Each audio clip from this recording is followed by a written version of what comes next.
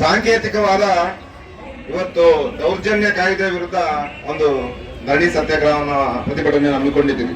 ಸಾಂಕೇತಿಕವಾಗಿ ಇಲ್ಲಿ ಬಂದಿರ್ತಕ್ಕಂಥ ಒಬ್ಬೊಬ್ರು 100 ಜನ ಕರ್ಕೊಂಬರುವಷ್ಟು ಶಕ್ತಿ ಇದೆ.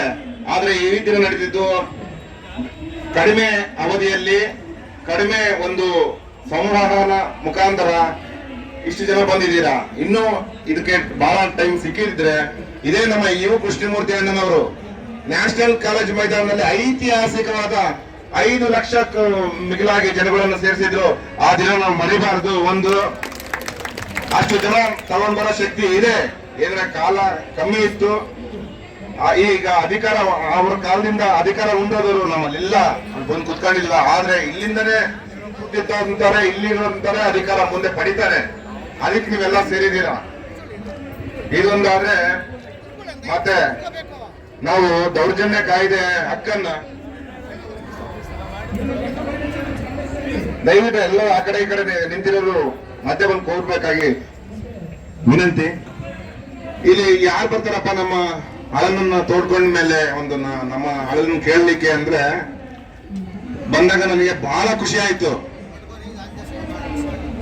ಶ್ರೇಷ್ಠ ದೊರೆ ಅಂದ್ರೆ ನಮ್ಮ ಮುಖ್ಯಮಂತ್ರಿಗಳ ಬೆನ್ನೆಲುಬು ನಮ್ಮ ರಾಮಚಂದ್ರಪ್ಪನವ್ರು ಬಂದಿದ್ದಾಗ ನಮಗೆ ಬಹಳ ತುಂಬವಾದ ಖುಷಿ ಆಯ್ತು. ಯಾಕಂದ್ರೆ ಅವರಿಗೆ ನಮ್ಮ ಕಷ್ಟ ಗೊತ್ತು. ಅವರಿಗೆ ಮತ್ತು ಆಧುನಿಕ ನಮ್ಮ ಅಂಬೇಡ್ಕರ್ ಅಂದ್ರೆ ಖ್ಯಾತರಾದ ಮಾವಳಿ ಶಂಕರ್ ಅವರು ಬಂದಿದ್ದಾರೆ. ಅವರು ನೋಡಿ ನನಗೆ ಬಹಳ ಖುಷಿ ಆಯ್ತು. ಇವರಿಬ್ಬರು ಬಂದಿದ್ದೆ ಸಾಕು ನಮಗೆ 2 ಕಣ್ಣುಗಳು. ಈ ಸಂವಿಧಾನದಲ್ಲಿ ನಮಗಾಗಿದ ಒಳ್ಳೆಯದು ಕೆಟ್ಟದನ್ನ ತಿದ್ದಲು ಇವರಿಬ್ಬರೇ ಸಾಕು ಅಂತ ನಮಗೆ ಬಹಳ ಖುಷಿ ಆಯ್ತು. ಅವ್ರ್ಯಾರು ಬೇರೆ ಅಲ್ಲ, ಎಲ್ಲ ನಮ್ಮ ಸೋದರ ಸಮಾಜಗಳು. ಕುರುಬರು ಕುರಿ ಉಂಡೆನ ಕತ್ತರಿಸ್ತಾರೆ, ನಾವು ಮನುಷ್ಯನ ಕೂದಲು ಕತ್ತರಿಸ್ತೀವಿ. ಎಲ್ಲ ಅಣ್ಣತಮ್ಮಗಳೇ. ಏನು ಚಂದ್ರಣ್ಣ ಕರೆಕ್ಟಾ? ಹಾಗೆ ಮಡಿವಾಳ ಸಮಾಜದವರು ಸಹ ನಮ್ ಕೆಲಸನೇ ಮಾಡೋದು. ಅವರು ನಮ್ಮ ಸೋದರ ಸಮಾಜದವರೇ. ಆಮೇಲೆ ಮಾವಳಿ ಶಂಕರ್ ಸರ್ ಅವ್ರು ಬಂದಿದ್ದಾರೆ, ಅವರು ನಮ್ಮ ಸಮಾಜದವರೇ.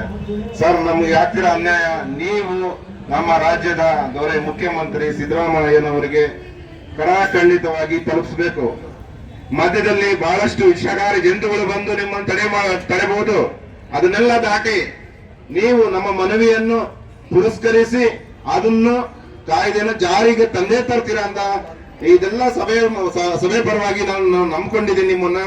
ದಯವಿಟ್ಟು ರಾಮಚಂದ್ರಣ್ಣನವರು, ಮಾವಳಿ ಶಂಕರ್ ಅವರು ಈ ಒಂದು ಹಕ್ಕೊತ್ತಾಯದ ಬೇಡಿಕೆಯನ್ನು ಈ ಸಿದ್ದರಾಮಯ್ಯ ಅವಧಿಯಲ್ಲೇ ಈಡೇರಿಸ್ತಾರೆ ಅಂತ ನನಗೆ ಬಹಳ ನಂಬಿಕೆ ಇದೆ.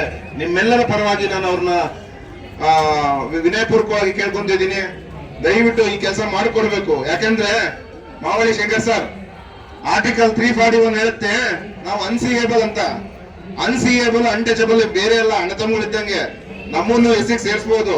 ಆದ್ರೆ ಬೆಂಗಳೂರಿನಲ್ಲಿ ನಾವೆಲ್ಲ 200-300 ಕಿಲೋಮೀಟರ್ ಚಿತ್ರದುರ್ಗದಿಂದ ಬಂದಿದೀವಿ, ಯಾದಗಿರಿಯಿಂದ ಬಂದಿದೀವಿ, ಬಾಗಲಕೋಟೆಯಿಂದ ಬಂದಿದ್ದೀವಿ, ಹುಬ್ಬಳ್ಳಿ ಧಾರವಾಡಿಂದ ಬಂದಿದ್ದೀವಿ. ಆದ್ರೆ ಬೆಂಗಳೂರಿನಲ್ಲಿರುವಂತ ಈ ಸಮಾಜದ ಹೆಸರನ್ನು ಹೇಳ್ಕೊಂಡು ಧೀಮಂತರಾಗಿ ಬಲಿಷ್ಠರಾಗಿದಾರಲ್ಲ ಅವರಿಗೆ ಎಸ್ಸಿಗೆ ಹೋಗಕ್ ಇಷ್ಟ ಇಲ್ಲ. ನಮ್ಗೆಲ್ಲರಿಗೂ ಎಸ್ಸಿಗೆ ಹೋಗಕ್ ಇಷ್ಟ ಇದೆ. ಎಸ್ಸಿಗೆ ಬಂದ್ರೆ ನಮಗೆ ಒಂದು ರಕ್ಷಣೆ ಸಿಗುತ್ತೆ. ಎಸ್ಸಿಗೆ ಹೋದ್ರೆ ನಮ್ಗೆ ಒಂದು ರಕ್ಷಣೆ ಸಿಗುತ್ತೆ. ನಮ್ಮ ಮಕ್ಕಳಿಗೆ ಒಳ್ಳೇದಾಗುತ್ತೆ. ನಮ್ಮನ್ನ ಯಾರು ಮಾತಾಡ್ಸಕ್ಕೆ ಹಿಂದೆ ಮುಂದೆ ನೋಡ್ತಾರೆ. ಅವಾಗ ನಮ್ಮನ್ನ ಯಾರು ಟಚ್ ಮಾಡಕ್ ಆಗಲ್ಲ. ಅದು ಬಿಟ್ಟು ವರ್ಗ ಒಂದು ನಾವು ನಾಯ್ಡು ಸಮಾಜಕ್ಕಿಂತ ಕಮ್ಮಿ ಇಲ್ಲ ಅಂತ ಹೇಳ್ಕೊಂಡ ಓಡಾಡೋದು ತಪ್ಪದು. ಕೆಲವರು ಮಾತ್ರ ಇರ್ತದೆ.